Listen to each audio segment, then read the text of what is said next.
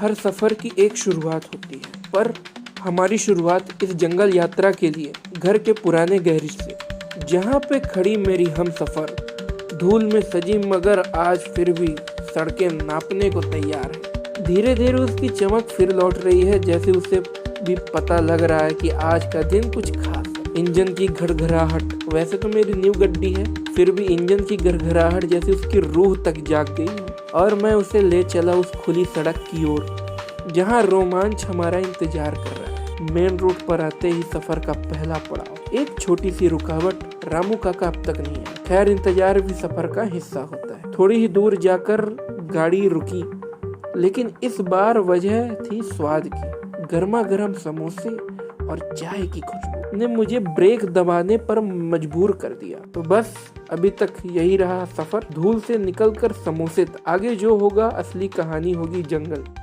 इस वीरान सी कच्ची सड़क पर जब मेरी गाड़ी चली तो यूं लगा जैसे वक्त खुद ठहर गया हो। सामने दूर दूर तक फैला जंगल और बीच में मैं अपनी कहानी लिए आगे बढ़ रहा था। जैसे जैसे गाड़ी ने रफ्तार पकड़ी, पेड़ों का साया गहराने लगा। चारों तरफ हरियाली का समंदर, मगर कहीं कहीं उस हरियाली में खालीपन भी था। कई पेड़ कटे थे और वो जगह अब जैसे खामोशी सी लगी। ये सफर खास क्योंकि मैंने सिर्फ कैमरे से ही नहीं, दिल से शूट किया है। एक हाथ में स्टीयरिंग, दूसरे हाथ में फोन और आंखों में वो नजारे जो कैमरे से बेहतर रिकॉर्ड हो गए मेरे यादों में। अब जंगल के बीच बीच जहाँ हवा पेड़ों से टकरा कर सरसरा, जहाँ पत्तों की आवाज में भी कहानी है। यहाँ ना कोई ट्रैफिक है ना हॉर्न, सिर्फ कुदरत की नब्ज धड़कती है चारों तरफ। और ये जो आप देख रहे हैं, ये सूखी पत्तियों से ढकी कच्ची सड़क, दोनों ओर खड़े बूढ़े दरख्त, ये किसी फिल्म की लोकेशन से कम नहीं है। ये हमारी धरती का असली चेहरा है। देखते ही देखते रामू काका की आंखों में भी चमक आ गई। बोले कि बचपन की याद दिला दी बाबू। मैं मुस्कुरा दिया और कैमरा चालू रहा। मगर जैसे ही आगे बढ़ा नजारा थोड़ा बदला। कुछ पेड़ की जगह खाली थी, कटे हुए तनों की चुप्पी, जैसे कुदरत को खुद पूछ रही हो क्यों। दिल भारी हो गया, मगर सफर जारी रहा। फिर आया वो मोड़ जहां से एक नया रास्ता खुलता है, जैसे जिंदगी का नया चैप्टर। कभी पेड़ की छांव में, कभी सूखे पत्तों के नीचे हम बढ़ते रहे, क्योंकि ये सफर सिर्फ रास्तों का नहीं, एहसासों का था। ये सड़क, ये पेड़ और इन पेड़ों के बीच की खाली जगह। हर बार एक ही सवाल मेरे जहन में गूंजता रहा, आखिर इतनी नाइंसाफी क्यों। कुदरत की हरियाली भी कोई सुनता है क्या। एक तरफ जहाँ पेड़ ही पेड़ थे, वहीं दूसरी तरफ बस वीरान खाली मैदान, सूखी जमीन, जैसे कोई जख्म रह गया हो जो अभी तक भरा नहीं। शायद गांव वालों की भी मजबूरी रही होगी। लकड़ी चाहिए घर के लिए, चूल्हे के लिए, जरूरतों के लिए। तो सवाल ये नहीं कि पेड़ काटे क्यों, सवाल ये कि क्या हम इसके बदले कुछ लौटाएंगे भी। ये सफर जितना खूबसूरत था, उतना ही उलझन में भरा भी। कभी टूटी हुई कच्ची सड़कें, कभी गड्ढे से भरे मोड़, और चारों ओर पेड़ की वो चुप्पी जो कुछ ना कहते हुए भी बहुत कुछ कह रही थी। फिर आया एक और मोड़, घने पेड़ों के बीच से गुजरती वो गलियां। एक पल के लिए लगा जैसे कि किसी ने मुझे दूसरी दुनिया में हो, जहां ना हॉर्न, ना ट्रैफिक, ना कोई चिल्लाने की आवाज, बस हवा की सरसराहट और परिंदों की बातें। शहर में तो मैं हर रोज रहता हूँ, गाड़ियों की आवाज, भाग दौड़, हर वक्त किसी दौड़ में लगे हुए लोग। मगर यहाँ वक्त भी ठहरा हुआ है। आंखों को नहीं, रूह को सुकून मिल रहा था। और तभी हमारे सामने आए एक बैरियर, जंगल का गेट, जहाँ से सिर्फ उन्हीं को आगे जाने की इजाज़त है जो नियमों का सम्मान करते हैं। साफ चेतावनी, अगर गाड़ी बिना अनुमति जंगल में मिली तो गाड़ी जब्त हो सकती है। हमने भी नियमों का सम्मान किया, गाड़ी को वहीं पर रोक कर, और गाड़ी की एंट्री और ज़रूरी कार्रवाई को शुरू करने के बाद हम फिर से तैयार थे जंगल की असली दुनिया में कदम रखने के लिए। जैसे ही हमारी गाड़ी बैरियर के करीब पहुंची, मन में हल्की सी घबराहट थी। क्या कोई रुकावट है या कहीं कोई दिक्कत तो नहीं? पर धीरे धीरे हमने नियमों का पालन करते हुए बैरियर को पार कर लिया और अब हम खड़े थे उस मोड़ पर जहां से जंगल की असली शुरुआत होती है।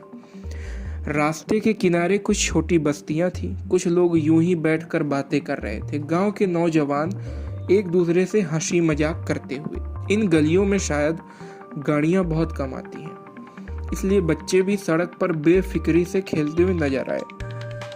एक चरवाहा बच्चा दूर खड़ा चुपचाप सब देख रहा था और तभी मेरी नजर उन सुंदर पंछियों पर पड़ी जो शहरों में शायद ही कभी दिखाई देते हैं। लंबी पूंछ, रंग बिरंगे पंख और एक अलग ही मासूमियत। सोचा पास जाकर तस्वीर ले लो, पर जैसे ही करीब गया वो फुर से उड़ गए। मगर जो दृश्य आंखों ने कैद किया वो कैमरे से कहीं ज्यादा खास था। एक सूखा सा पेड़ जिसकी कुछ शाखाओं पर हरियाली थी, उसके पीछे डूबता हुआ सूरज, वो लाइट, वो शांति, जैसे किसी पेंटिंग में उतर आए हों। हमारे साथ थे मोहन भैया, जंगल को लोकल जानकार और हमारे गाइड, और ये हमारे पक्के मित्र भी। इन्हीं ने हमें बुलाया था कि गांव आओ कभी घूमने हमारे। अब जब जंगल की असली यात्रा उन्हीं की रहनुमाई से शुरू हुई, हर मोड़, हर रास्ता जैसे एक नई कहानी कहता। जैसे जैसे हम जंगल में आगे बढ़ते गए, जंगल घना होता गया और हमारे अंदर की उम्मीद भी। क्या कोई जंगल जानवर दिखेगा? क्या कोई जंगल में चीता, चीतल या कोई और? हर झाड़ी के पीछे एक रहस्य छिपा था, हर मोड़ पर एक रोमांच। मोहन भैया ने बताया यहाँ चीतल अक्सर दिखाई दी जाते हैं। चेहरे पर उत्सुकता साफ थी और तभी सामने से एक सूखी सी नदी दिखाई दी। शायद यहाँ जानवर पानी पीने आते होंगे। पानी तो अब कम था, मगर उस जगह की खामोशी बहुत कुछ कह रही थी। नदी के किनारे बैठे मिले बुढ़े काका, उनकी झुकी कमर और शांत आंखें, जैसे वो हर दिन इस जंगल को अपनी सांसों से जीते हैं। हमने हाथ आगे दिखाकर आगे बढ़ गए। जैसे ही हम आगे बढ़े, धूप की किरणों पेड़ों के बीच से छन कर गाड़ी पर पड़ रही थी। ड्राइविंग सीट पर मैंने एक हाथ में फोन, दूसरे में स्टीयरिंग थामे, आंखों में पूरी तरह से उस माहौल में डूबी हुई थी। थोड़ी दूर एक पुरानी सी बिल्डिंग दिखी। वह अड्डा महाराजों का था, जहां पर पहले शिकार हुआ करता था। अब वह वीराना था। तभी वो पल आया। दूर पेड़ों के बीच हिरण का झुंड नजर आया। एक पल को यकीन नहीं हुआ, इतने करीब से कुछ हमारी तरफ देख रहे थे, मानो सोच रहे हो ये कौन से अजनबी है। मेरे अंदर की उत्सुकता मुझे हर पल बेचैन कर रही थी और मैं गाड़ी से उतर गया। भूल गया वो चेतावनी जो दी गई थी कि जंगल में गाड़ी से उतरना मना है। मगर उस पल मन का बच्चा जीत गया और मैं कुछ कदम आगे बढ़ गया।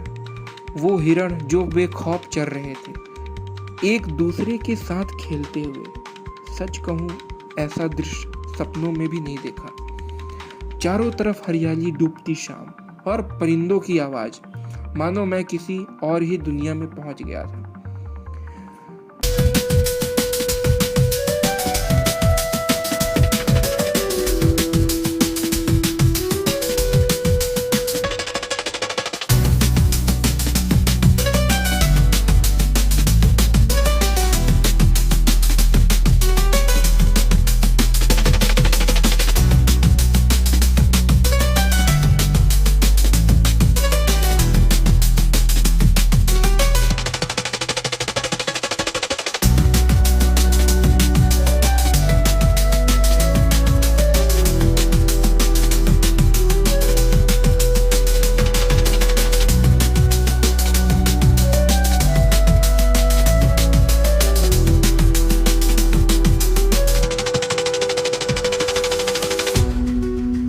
तभी अचानक एक हिरण सड़क को क्रॉस करता हुआ सामने आया। उसके पीछे एक और जानवर, कुछ बारहसिंघा जैसे, मगर कुछ अलग ही, शायद कोई दुर्लभ प्रजाति।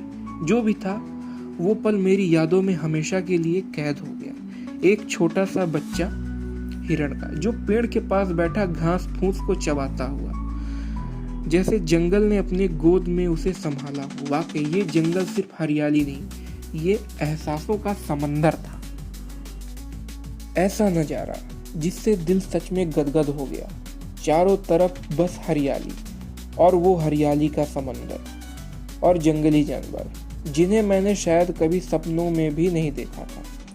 हर पेड़ पर, हर झाड़ी जैसे कोई कहानी बुन रही थी। माहौल इतना शांत, इतना सुंदर कि शब्द भी ठहर जाएं। मगर मैंने एक ख्वाहिश रखी थी कि बाघ को देखना है। सोच रहा था अगर बाघ दिख जाए तो ये सफ़र जिंदगी का सबसे खास पल बन जाएगा। पर शायद आज किस्मत बाघ से हमारी मुलाकात नहीं कराना चाहती थी। फिर भी उम्मीद पर दुनिया कायम है। हर कच्ची सड़कों पर धूल उड़ती इस घड़ी में धीरे धीरे आगे बढ़ते गए। आंखों में एक ही सवाल, क्या आगे कुछ और जादू हमारा इंतजार कर रहा है? लेकिन एक चिंता अब धीरे धीरे बढ़ रही। ढलती शाम और घड़ी का गिरता हुआ पेट्रोल लेवल। थोड़ी टेंशन हुई, पर उस रोमांच ने, उस शांति ने मेरे मन की बेचैनी को भी सुकून में बदल दिया। मैंने गाड़ी एक किनारे रोक दी और उस पल को पूरी तरीके से जीने के लिए कैमरा उठाया। जंगल की उस खामोशी में हर क्लिक, हर वीडियो जैसे एक याद बनता जा रहा था।